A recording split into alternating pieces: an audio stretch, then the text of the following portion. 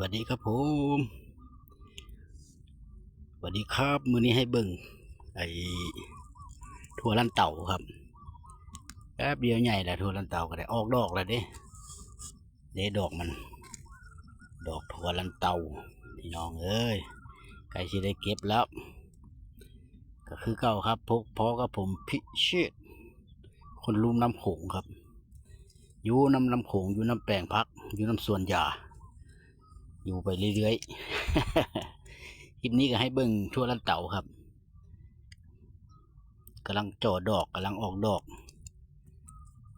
อีกพอท่านโดนครับได้เก็บถั่วลันเตาดอกถั่วลันเตาครับ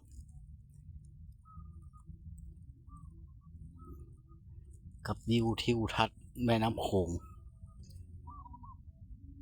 งใสนิ่งพี่น้องเลยให้เบิ่งกับดวงอาทิตย์สีใสๆกะแรงมาก อะไรแล้วครับเนาะพอหอมปากหอมคอพอได้ค่ายคือทอดคือถึงขอบคุณมากครั